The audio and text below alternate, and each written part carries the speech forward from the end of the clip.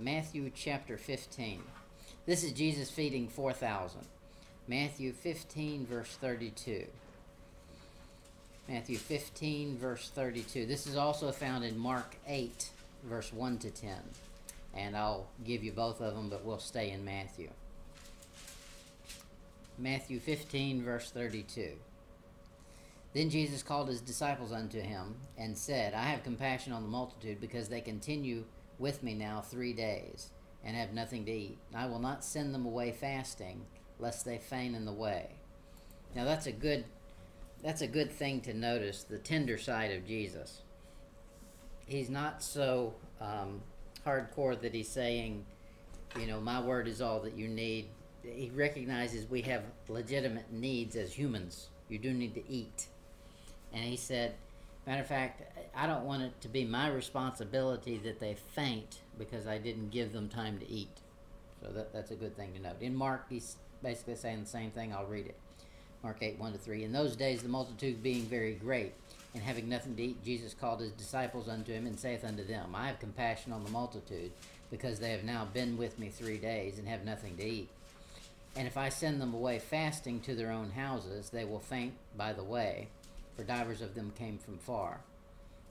So they've been with him for 3 days, and this is a time and period where they're probably not eating multiple meals a day like we do. They're eating once a day or whatever. They've been following him for 3 days, or they've made a 3-day journey to get to the meeting, whatever. He's saying this is a legitimate need. Compassion on the multitudes. This is something you don't see in context with Pharisees or Sadducees. Compassion is not a term that Jesus connects with a scorner or a scoffer. In Mark 1:41, and Jesus moved with compassion, put forth his hand and touched him, and said unto him, I will, be thou clean. There's when Jesus heals somebody.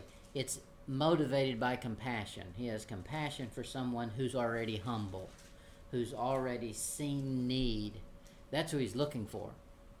And that's where you get the best response from Jesus, is not with a proud, see if I can trick you, look at how smart I am. Then you'll get it at that point. In Mark 7:13, he says, when the Lord saw her, he had compassion on her, and said unto her, weep not. He's got compassion for emotions. In Isaiah 49:15, he says, can a woman forget her sucking child, that she should not have compassion on the son of her womb? Yea, they may forget, yet I will not forget thee. So Jesus is saying, this is God here, is saying, my compassion supersedes even the normal emotions a human could have. And that's a good thing to notice about him. In Micah chapter 7:19 says, he will turn again, and he will have compassion on us. He will subdue our iniquities, and thou wilt cast all their sins into the depths of the sea. So it's good to see his compassion has to do with our being saved from sin. Eternally, his compassion, we think of compassion for the here and now. But he's saying my compassion extends. Not only is my compassion greater than you could have for your circumstances, it's even extended into eternity for spiritual things. Okay, Matthew 15:33. And his disciples say unto him, whence should we have so much bread in the wilderness, as to fill so great a multitude? In Mark it says, Mark 8:4 says, and his disciples answered him, from whence can a man satisfy these men with bread here in the wilderness? Well, now that's a little different question than we saw in Matthew. You cannot satisfy a man with bread. You can temporarily cover his need with bread, but it'll come right back. The only one that can really satisfy a man is the bread from heaven, Jesus Christ, who's speaking to him. Matthew 15:34, and Jesus said unto them, how many loaves have ye? And they said, 7, and a few fishes. Now this is not the feeding of the 5,000. This is the feeding of the 4,000. So he's already performed this miracle once before with 5,000 plus women and children. Now it's 4,000 plus women and children. In Mark it says, and he asked them, how many loaves have you? And they said, 7. So they're not out and out being doubtful that he can do this. It's not they've seen him do it before. It's not that they don't think he is able to do it. It's they're not sure he will do it. And that's where we are many times. Notice they don't ask him, what are these few in such a big crowd? Now that's what they did at the feeding of the 5,000. I'll read you that one. In John 6:9 it says, there's a lad here which hath 5 barley loaves and 2 small fishes, but what are they among so many? That was the first time around. They said, look, do the math, Jesus. We got 5 loaves and 2 fishes, and we've got 5,000 plus women and children. The numbers don't add up. Well, that's what they said the first time, but they found out the numbers can add up and be exceeding. So they don't ask that question this time. In Matthew 16:9 he says, do you not understand, neither remember the 5 loaves and the 5,000? How many baskets you took up? That was 12. Neither the 7 loaves of the 4,000 and how many baskets you took up. So there's 2 miracles of multiplying bread and fish. And that passage clearly delineates there's 2 times this occurs. Matthew 15:35. And he commanded the multitude to sit down on the ground. And he took 7 loaves and the fishes, and gave thanks, and brake them, and gave to his disciples, and the disciples to the multitude. In Mark 8:6 he says, and he commanded the people to sit down on the ground, and he took 7 loaves, and gave thanks, and brake, and gave to his disciples to set before them. And they did set them before the people. And they had a few small fishes, and he blessed and commanded to set them also before them. So it sounds like they're doing their meal one course at a time. Here's your bread. When you're done eating bread, then we'll pass out the fish. But the fish wasn't cooked, it was raw. Oh, it was probably cooked. It was something they brought for lunch. Yeah, it could have been smoked. Yeah. In Matthew 15:37, and they did all eat and were filled, and they took up of the broken meat that was left 7 baskets full. Well, that's some good math there. Now it's not as many as they had when they had the feeding of the 5,000, but it's still more than needed. Way more than they started with, yeah. And now the basket, they say that you could fit about 30 loaves of bread in a basket, what they considered a basket. So 30 times 7, that's how much you got. A lot of bread being brought in from that miracle. Matthew 15:38. And they that did eat were 4,000 men, besides women and children. In Mark, basically the same thing. And they that had eaten were about 4,000, and he sent them away. So he sends them out on a good note, sends them out with a full stomach. And there's something to this. I like that we eat every time we meet. That's the way Jesus did. If you read through the Gospels, every time there's a public meeting, they're always eating. He likes to fill the belly and the mind, get them both full. And that's what you need. You've fulfilled the body, now the body will shut up. Because the body likes to distract and say, I'm hungry, I'm starving. And, some of that's legitimate.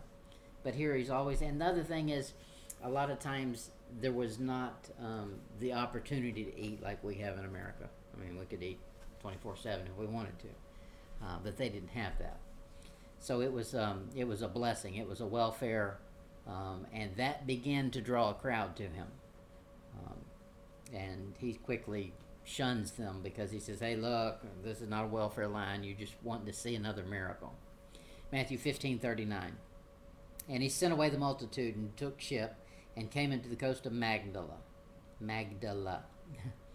In Mark 8:10 he says, and straightway he entered into a ship with his disciples and came into parts of Dalmanutha. Okay, Magdala is a village. It's located on the western shore of Galilee, about 10 miles south of Capernaum and 5 miles north of Tiberias. It's part of Zebulun's territory that was given him by Joshua.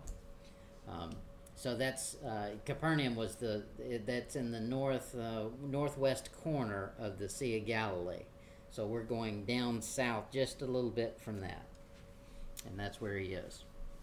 Now, something happens after this, and we begin to see it's almost inevitable.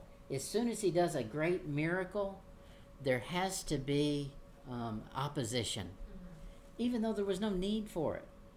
The people were happy. They got more than they wanted. I mean, they got a miracle they didn't expect. The Pharisees were jealous. Probably some of that, yeah. Yeah. So, and we'll find it too. You get a blessing from God, and then you turn around the next day, and the devil's just beating you up. That's just the way it happens.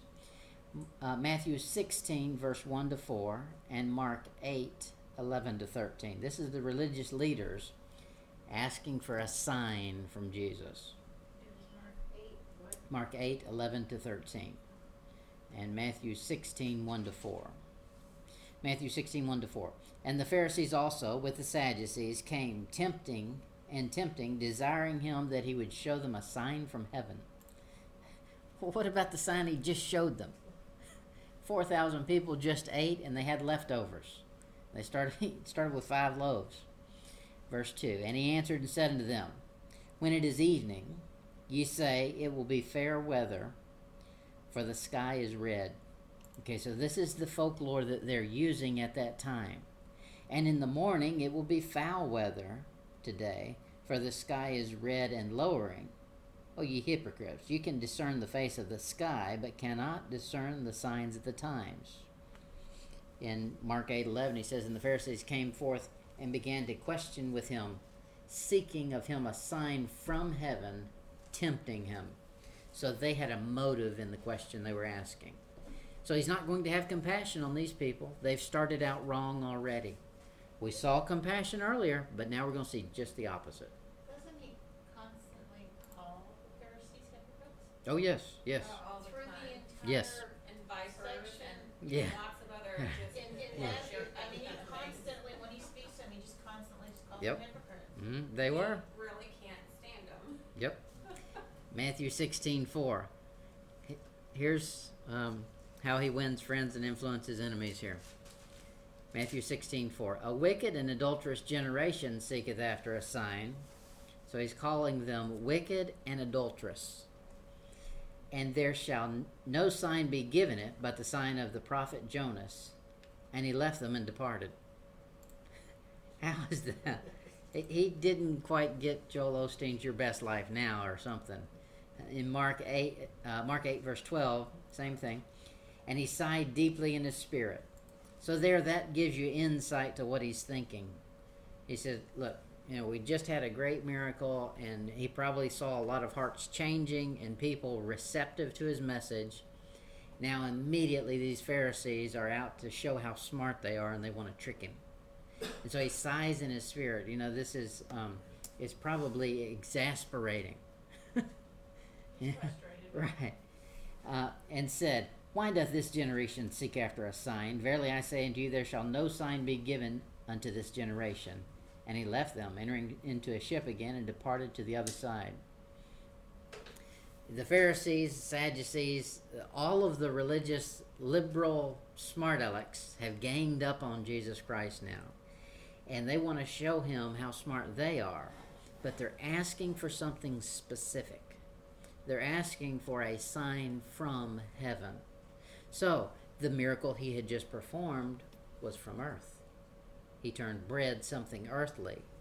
They're asking for a sign from heaven. And we'll investigate that a little bit. In Exodus 4.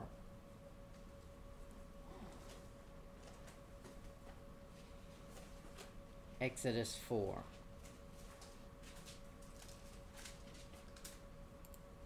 Exodus 4 verse 8. Israel, as a nation, is supposed to be able to get signs, because that's how they start as a nation. God says, I'll reveal to you who I am by signs, and you'll believe it. Signs are always done for an unbelieving Jew, not a believing Jew. But didn't it come to a point where he said, I'm done with you, and stopped talking, period? Well, no, he's always trying to call them. Exodus 4:8. And it shall come to pass, if they will not believe thee, this is the Israelites, neither hearken unto the voice of the first sign, that they will believe the voice of the latter sign. Now this is in Egypt, the 10 plagues that he's going to perform. What's the latter sign? The latter sign is the death angel comes down and kills the firstborn. He says they'll believe that sign. Yeah. Okay, so the same thing with Jesus. Jesus has just performed some physical feats of miracle.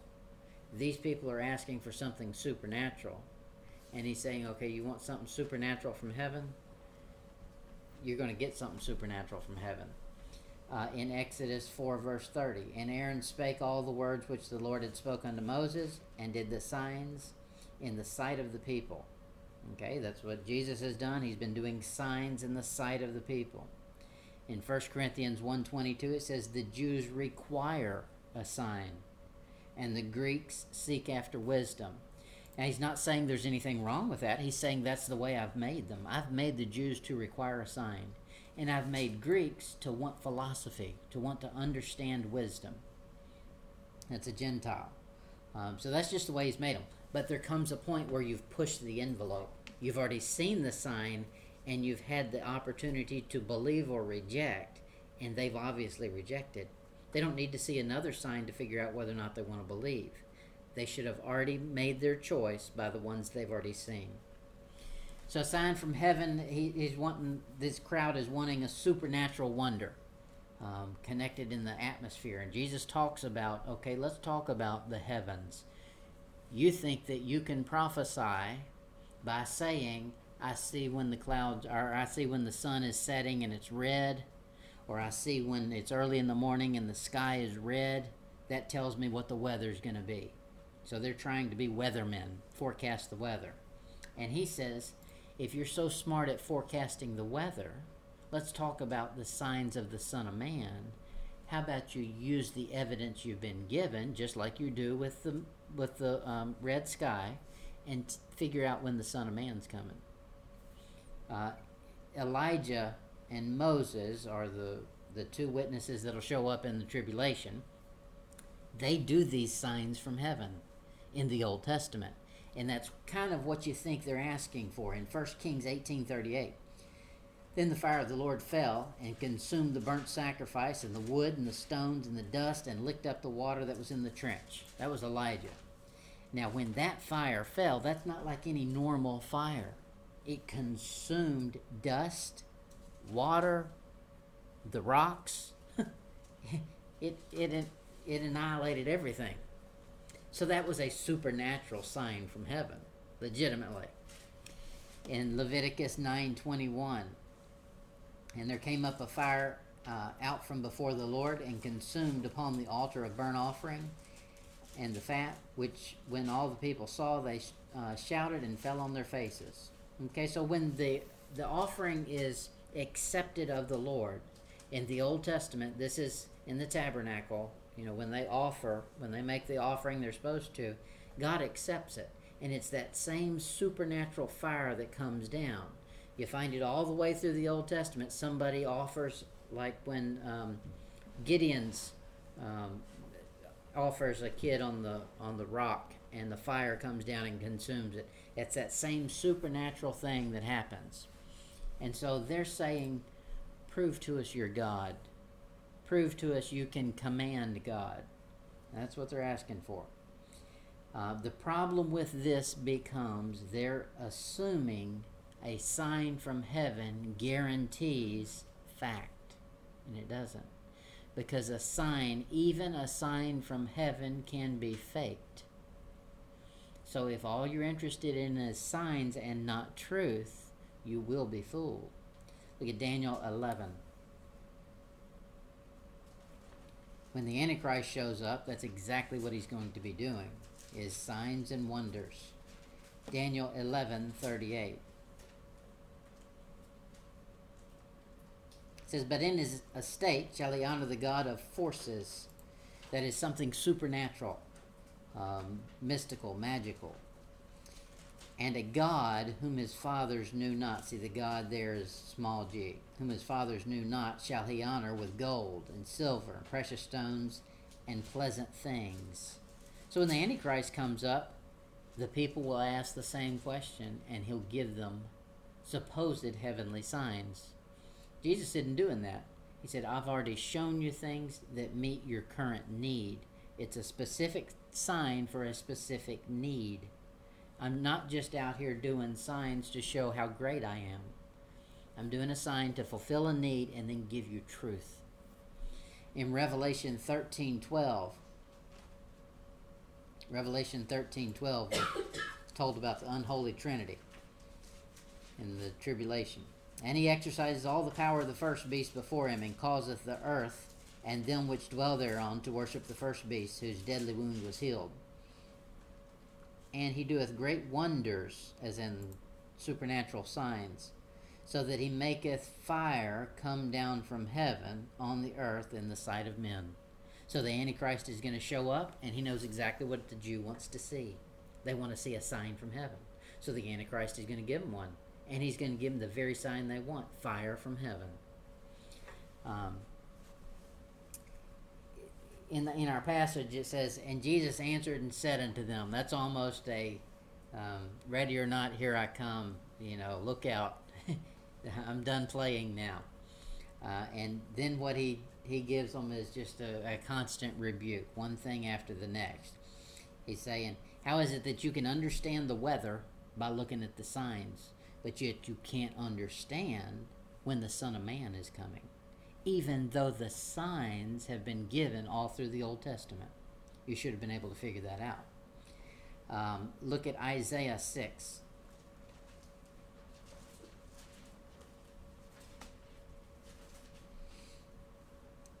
The sign of the Son of Man coming is from heaven.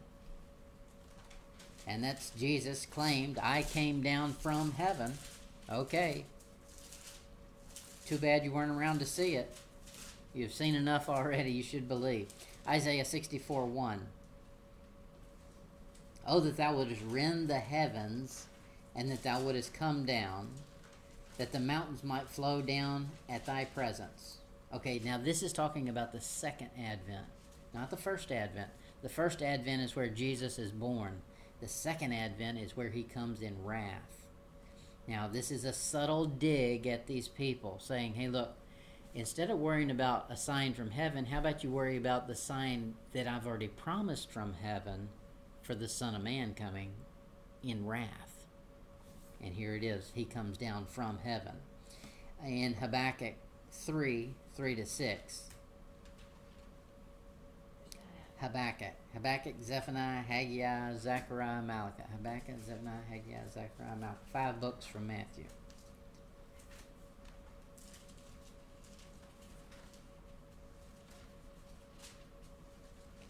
Habakkuk 3:3-6. Here is the path you get when the second advent happens. When Jesus Christ comes back, he's going to come back, and he tells you the route he's going to take when he comes back. Habakkuk 3:3-6. God came from Teman, the Holy One from Mount Paran, Selah. His glory covered the heavens, and the earth was full of his praise. And his brightness was as the light. He had horns coming out of his hand, and there was the hiding of his power. Before him went pestilence, and burning coals went forth at his feet. Okay, that doesn't sound like something you want to be around for. Not in the path of, anyway. He stood and measured the earth, and behold, and drove asunder the nations, and the everlasting mountains were scattered, and the perpetual hills did blow. His ways are everlasting. Okay, so that's the sign of the Son of Man coming. That's not a pretty sight here. And it's not something they should be getting all excited about. And Jesus says, you want a sign from heaven, the sign is the sign of the Son of Man coming back. And that should get you scared. They should have had a little fear of God in them, and they didn't have any because they were being smart aleck with Jesus Christ. So he's trying to put a little fear of God in them. Joel 2:10. Joel 2:10-11.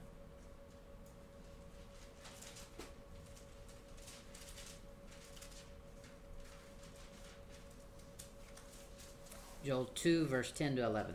The earth shall quake before them, the heavens shall tremble, the sun and the moon shall be dark, and the stars shall withdraw their shining.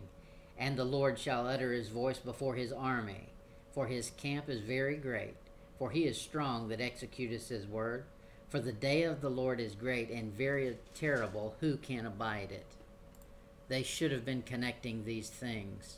The sign of the Son of Man coming back is not a day of parties. It's a day of wrath. The sign of the Son of Man is characterized by this coming from heaven. You get Matthew 24:30. Matthew 24:30. As in it's something supernatural from outer space. Matthew 24:30.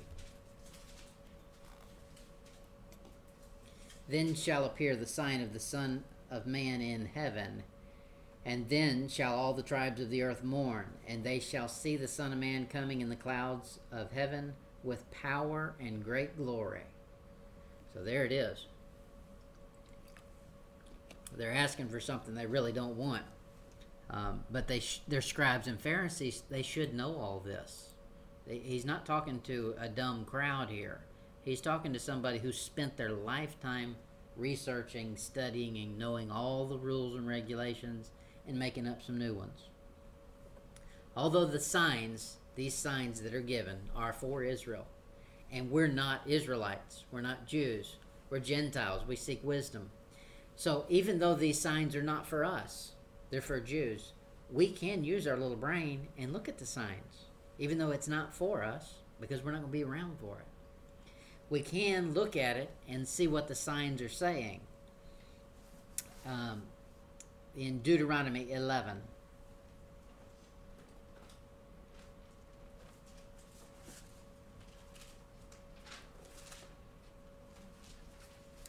Deuteronomy 11.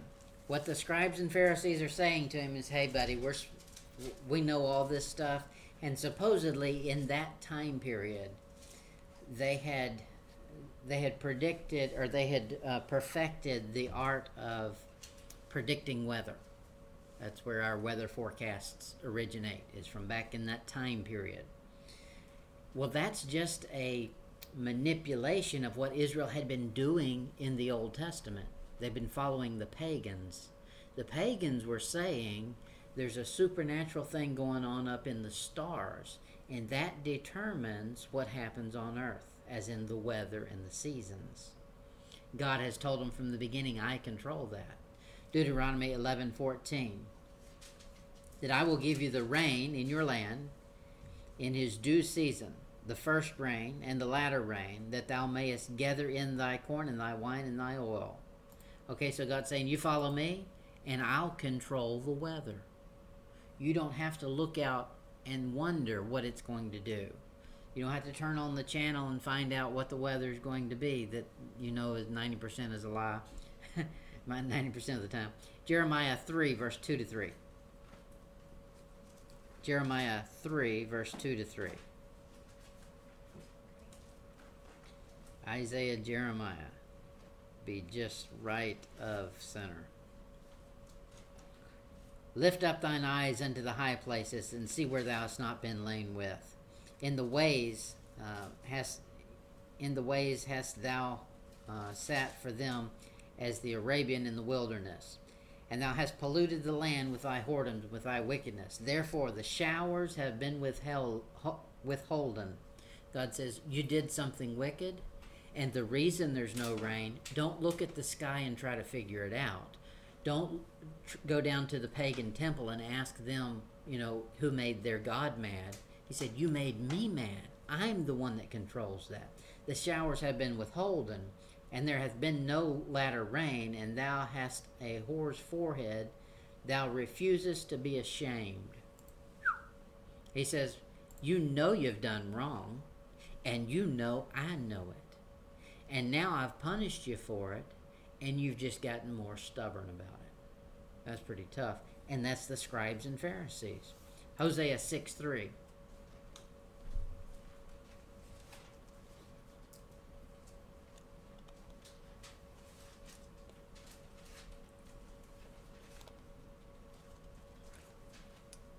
second advent is referred to in this same context as rain.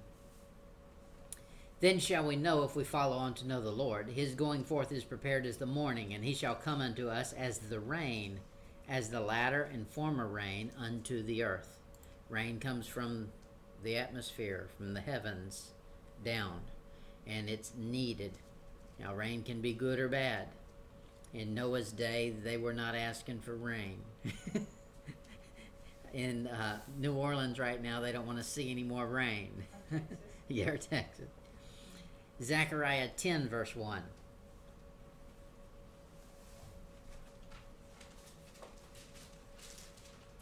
Zechariah 10:1. It says, Ask ye of the Lord rain in the time of the latter rain, so the Lord shall make bright clouds, and give them showers of rain to every one grass in the field.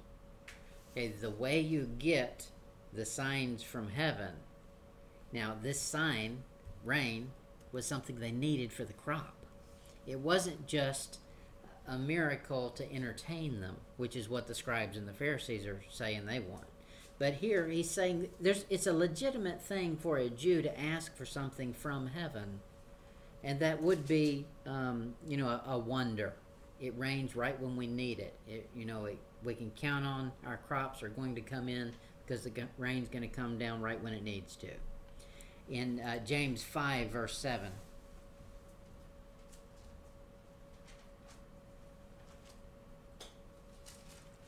James 5, verse 7. James is going to refer back to the Old Testament here, and he's going to put it in the context of waiting for the second advent.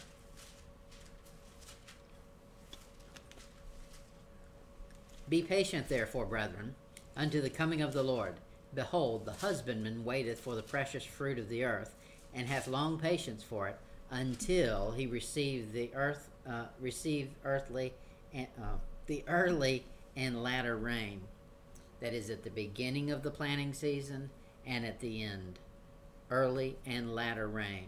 He says a husbandman, that is somebody who's working the field, a farmer. He's patient.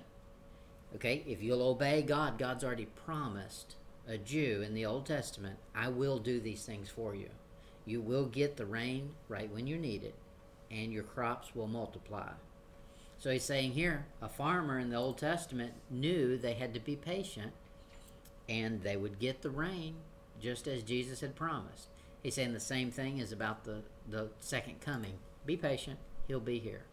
Now, James, the book of James, deals with a subject that we're not involved in. The book of James is for the tribulation. The beginning of the book, he says, to the 12 tribes scattered abroad. That's all Israel. And that'll be in the tribulation, the Jews scattered abroad. And they'll be coming back together. Okay, back to our passage in Matthew. He said, "O ye hypocrites." He's not sugarcoating it. Are we in Matthew 6? Matthew 16, verse 1.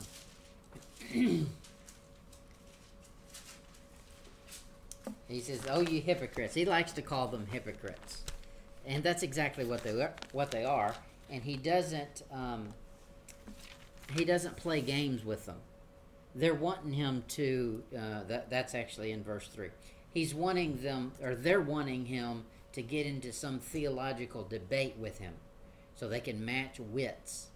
And he cut right down to it. The problem is sin. You're a hypocrite. Wow, that's not what they wanted to hear. Matthew 12, verse 22. Matthew 12, 22. Here's why they're a hypocrite. They've seen these things. If they've not seen it with their eyes, they've heard about it. Then was brought unto him one oppressed with the devil, blind and dumb, and he healed him, insomuch that the blind and the dumb both spake and saw. Okay, there's a miracle. That's got to be a miracle from God. That's got to be a miracle from heaven. Okay, that one wasn't good enough for him? Look at verse 14. Then the Pharisees went out and held a council against him, how they might destroy him. They didn't want a miracle. He's given them miracle after miracle. Every time they get one, they get more incensed. It's satanic. Look at verse 35, Matthew 12:35. It says, "A good man out of the good treasures of his heart bringeth forth good things, and an evil man out of the evil treasure bringeth forth evil things. But I say unto you, that every idle word that man shall speak, they shall give account thereof in the day of judgment." That's their problem. They're asking for something, even though it's already been given to them. And he says, I'm going to hold you accountable for what you've asked for. The sign that's going to show up is the sign of Jonah. Jonah's sign is the end. 40 days and Nineveh will be destroyed. The great whale swallows Jonah and takes him, it says, to hell. Matthew 12 verse 37. For by thy words thou shalt be justified, and by thy words thou shalt be condemned. Now we saw last week somebody, the woman who said, Jesus said, I can't give, the meat to the dogs under the table. This is for the children that sit at the table. And she said, oh, but the dogs that are roaming around under the table do get scraps. Throw me a bone. and so he liked that. She was consistent in wanting something from him that was legitimate. It was sincere. But these scribes and Pharisees are not being sincere. They've seen one sign, one miracle after the next. Every time they see one, they get madder and madder. And yes, a lot of it's jealousy. Matthew 4, verse 1. Their motive was to tempt Jesus. They wanted to tempt him. And this is satanic. Anytime you want to tempt and trick and make God work for you, it's satanic. And that's what a lot of charismatic movement has done. You can stomp your feet and demand God do this or do that. In Jesus' name, I'm going to have bread tomorrow. No, you're throwing a little temper tantrum. Yeah, you don't declare and decree to God. No, that's exactly what Satan does. Matthew 4, verse 1. Then Jesus was led up of the Spirit into the wilderness to be tempted of the devil. Verse 3. And when the tempter came to him, he said, If thou be the Son of God, command these stones be made bread. Do something I tell you to. Verse 7. Jesus said unto him, It is written again, Thou shalt not tempt the Lord thy God. Verse 10. Then saith Jesus unto him, Get thee hence, Satan, for it is written, Thou shalt worship the Lord thy God, and him only shalt thou serve. Well, if you're the servant of somebody, you better not show up trying to tempt them and trick them. And that's what the scribes and the Pharisees have done, and that's exactly what the charismatic movement tends to do. They're trying to tempt him, and they want to inquire something that they really didn't want an answer to. They were hoping they could trick him. They could ask a question that he couldn't answer, or they could ask him to do something that he really couldn't do. Matthew 22:15. Matthew 22:15. This has been the Pharisees' motive and movement all the way through. Matthew 22:15. This is down toward the end of the episode here. Then went the Pharisees and took counsel how they might entangle him in his talk. It's all about the Pharisee. The Pharisee wants to come out looking pretty rather than want truth. Sometimes you just take truth when it ain't pretty. And then you learn to like it. It's better to know the pothole is there than to not have a sign that says dip in the road here, and then your car bottoms out. At least if there's a sign there, that's truth. And it might not make you happy that it's truth. But, hey, at least you're safe. There's a difference between a sinner who comes to the Word of God for help and seeking an answer, and a self-righteous skeptic. Somebody who says, I'm the one who's righteous, and you come up to my standard. And that's what the Pharisees are doing. And so in essence, they're saying, okay, God, show me something, They had an attitude they were better than everybody. All right, that's it for tonight. 9 pages. We'll pick up there next week.